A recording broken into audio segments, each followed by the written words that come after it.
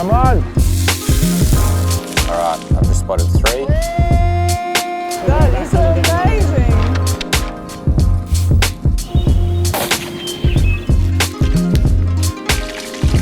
No, it's so delicious.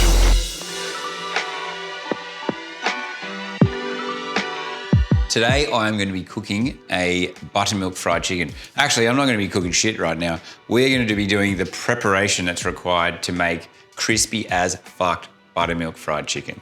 Now, this is a dish that originated when we started a little pop-up restaurant in Falls Creek, where we decided to do street food. We were making these hot dogs, we were making the hot dog buns from scratch, we were doing fried chicken, we were making these little tortillas, and it was so fucking tasty and food that we never ever get to cook. And then I went down this rabbit hole of fried chicken. And so we're living in the ski fields. I'm eating fried chicken every single day. I started skiing that season. I'm normally snowboarding. Anyway, I'm getting sidetracked. So there's 2 stages towards infusing a heap of flavor into our fried chicken. There's one stage, which is a wet mix, which is our buttermilk solution. The buttermilk has a natural enzyme in it that is going to start to break down the chicken and make it a little bit more tender. I'm going to be using the Pepe Saya buttermilk, but any buttermilk that you get your hands on, it's all made from the same process. You get buttermilk when you churn butter. So you churn cream, the solids of the cream turn into butter and make a solid, and then that is refrigerated. And during that process of cooling, the water and milk extracts start to remove itself from the fats of the butter. A lot of the times, back in the day, this is just used to get thrown away, but it holds a huge amount of flavour. And it's also very, very effective of breaking down the chicken. It also adds a little bit of a sour element to it. We're gonna make a wet mix and a dry mix, and both of those mixes hold the same key spice ingredients.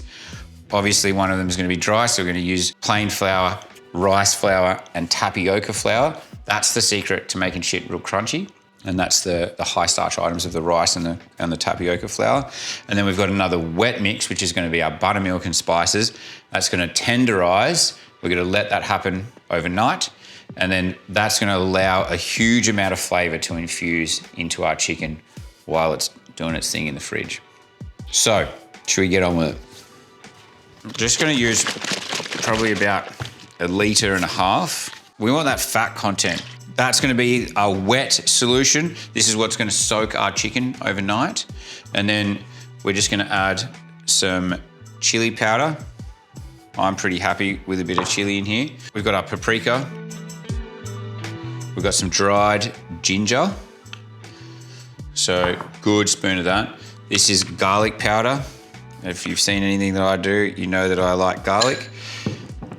These are onion flakes. You can use an onion powder if you like. We've got a ground coriander. We've got a little bit of nutmeg and white pepper. Now I go pretty hard on the white pepper. Now I'm going to add a little bit of salt into this, but not too much. If we add too much salt in something that we're using as a marinade that a meat or any product will sit in for a long period of time, the salt within that mixture is going to draw the moisture out of it and it's going to destroy it.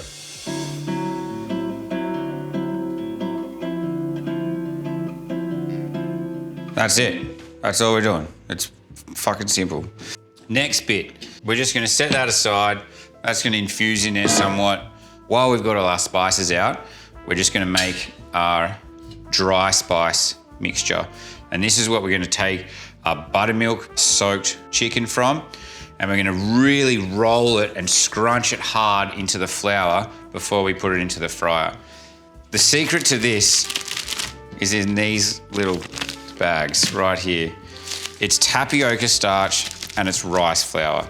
They make insane fried chicken. So these are what, 500 gram bags. I'm probably going to use half. Close to half.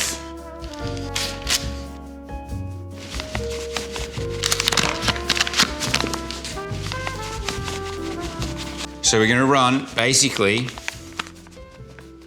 a half-half solution. But the numbers are all there. We'll just give that a little bit of a mix-up. Now, in this mix here, this is where we can bring the rain with some salt, because we really want to bring that into our chicken. Now, I don't know what Colonel Sanders was using for his 12 spices, but I don't think you need that many. So I've got white pepper, nutmeg, coriander. Again, we're going to use onion flowers. I really like to use a lot of ginger in this one. And I'm not afraid of the heat. Like, I'm making like a zinger. And then we've got our smoked paprika and our garlic powder. A couple of tablespoons of that. This is a dry mix that I make up a load of. You run the chicken through it, give it a bit of a sift through a fine sieve, and then you can set that flour aside and use it again.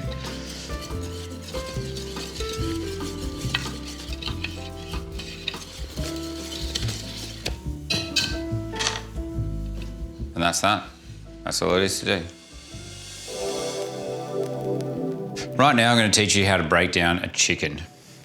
So you can use this technique if you're just going to pan roast these off and you want to cook a chicken quite quickly. I really like to have fried chicken on the bone because I believe that it adds a lot more flavour. Also gives me something to hold on to a little bit when I'm getting nice and greasy. There's only a couple of cuts that we need to do, and when you start to learn the anatomy of a chicken, it's very, very easy. To start off with, I'm going to make an incision down each side of the parson's nose. That's this little guy at the back here. And you can see that I'm just taking the backbone out of the chook. Now I've got a really easy access. I can see this little piece of cartilage here. All I'm going to do is cut down the center of that. Now this is a big chook, so we're going to make it into some pretty manageable sized pieces. So I remove the breast with the wing still on, and then I've got a thigh piece and a drumstick. Now, see that? It's pretty precision. So what you want to do with this one here, on the other side, you want to find where the skin goes taut, and you'll see around here, there's basically a ring where the skin goes, where it changes texture. That's basically your marker for where you can cut through the drumstick.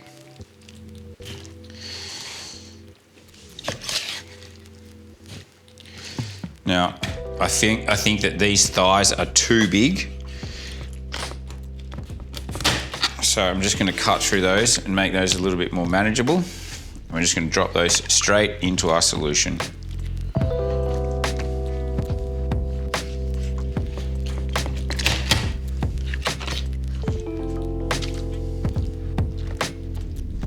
Couple of drumsticks. Now, I think that to separate the wing out as one piece, that's quite nice. And I quite like giving a little bit of the top of the breast there so that I've got something to sink my teeth into. And then we want to try and make it so everything cooks quite evenly. Like the breasts are quite big on this bird. So I'm going to cut the breast into 3 pieces.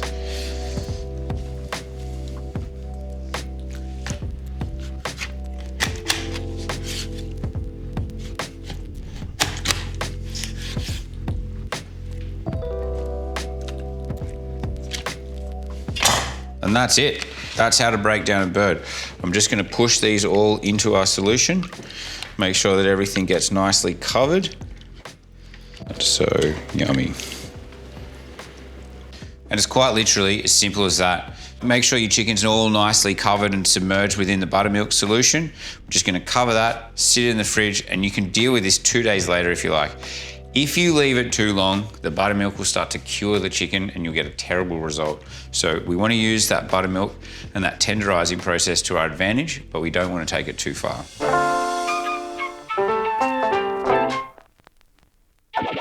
Today I'm going to be making some pickles that can go alongside my fried chicken.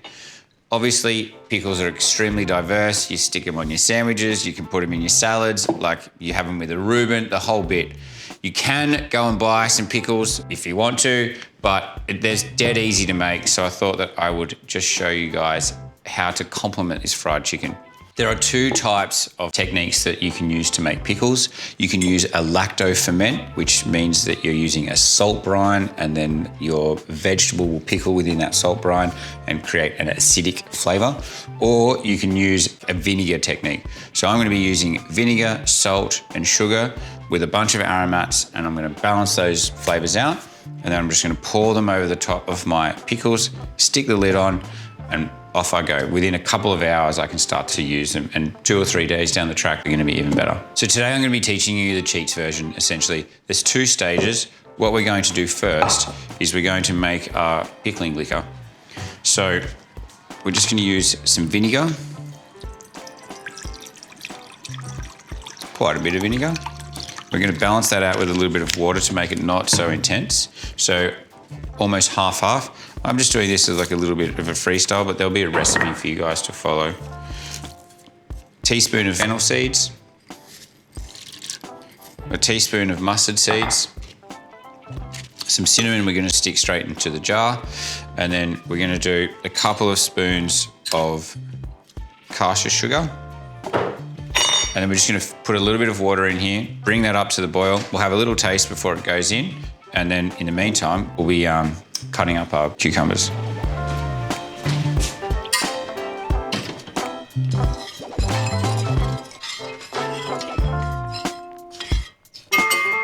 So while that's coming up to the boil, it'll only take a couple of minutes. All we're gonna do is cut our pickling cucumbers into nice big fingers. So just cut enough to stuff into the jar. Take your jar, I stick them up right in there.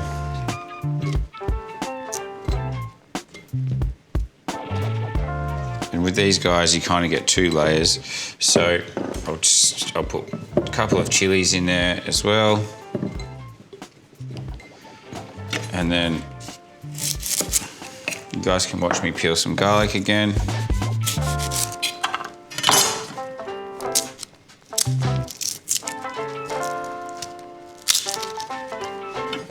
So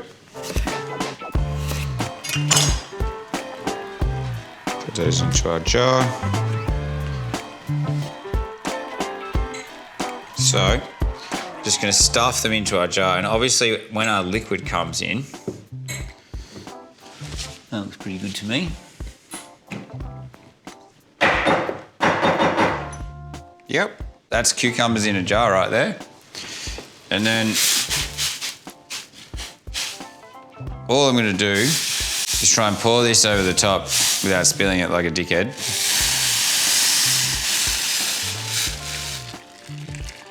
Yep.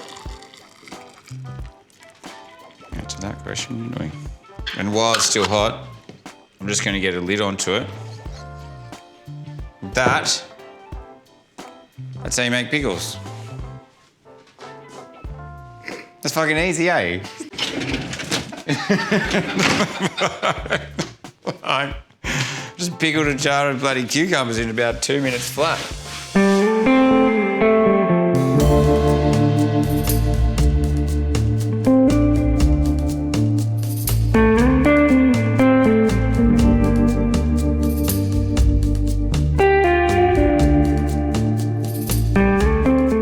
We got our little outdoor section set up.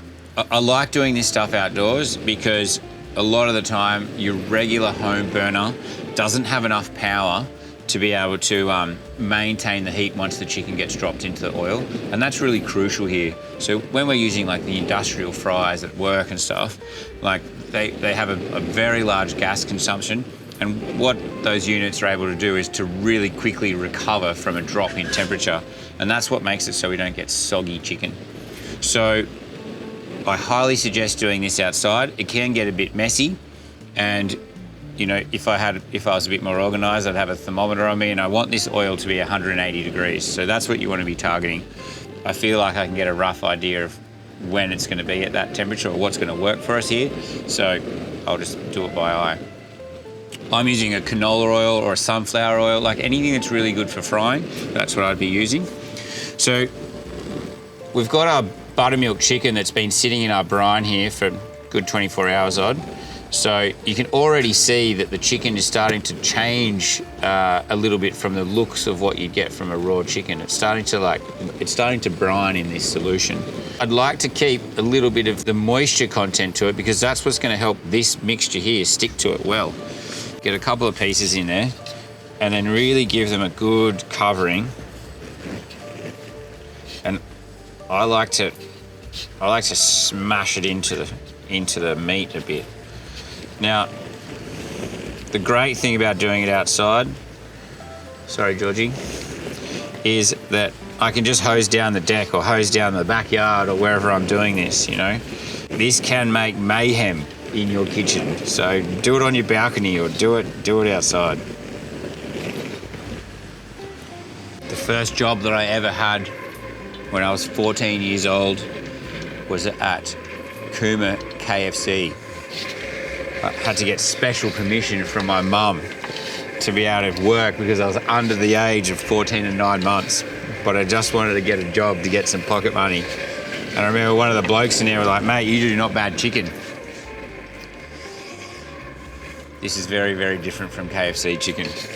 I've decided to give these a little bit of a double crumb because I just wanted to make it, the crust of it even thicker.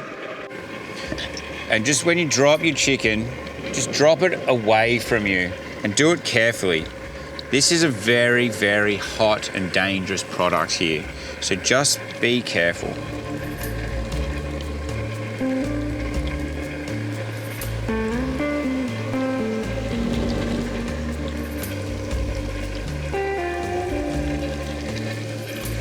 They're big chunks of chicken. We're going to look at what our oil's doing. I'm going to leave those in there for a good 10 minutes. They're going to take a little bit.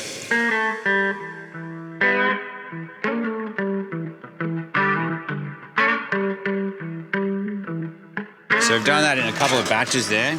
This is exactly what I'm looking for. I've got these big, dirty, crunchy, outer shelly bits. I'm into this. I'm super into this.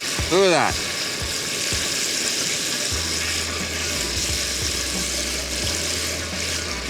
This is exactly what I am looking for. I'm looking for these big, gnarly, sort of crusty bits, and you can see how there's like some sections are protruding out into the oil, and that's what's going to allow them to get these like little fried nuggety bits attached to them. I'm really happy how these have turned out.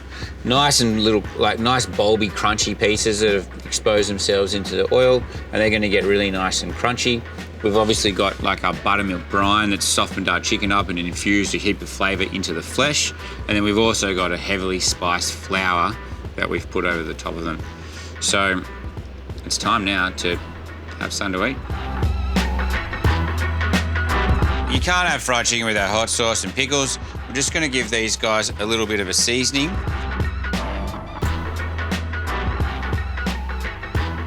And then I've just got a little bit of baking paper that I've scrunched up, and so it'll sit above that, and any of the oil that releases out of the chicken, it'll just collect in those little grooves. I'm just going to arrange these onto my parchment paper, give it a little bit of a hit of some lemon juice, and then just garnish it with a few pickles, and I've got our Duck's hot sauce. I'm just going to arrange these here, just a couple of pieces. Don't need to get too crazy. That looks like a nice one there.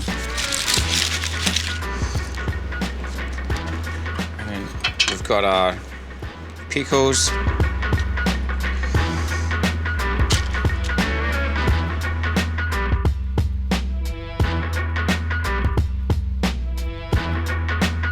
A nice little bowl of hot sauce to dip it into. This is designed to just get messy, get in there with your fingers. Like, it's a real icebreaker. If you're bringing a partner home to the family for the first time, this is a great dish to do with them to make sure that they get into it. And that's my fried chicken. Have a crack, let me know what you think.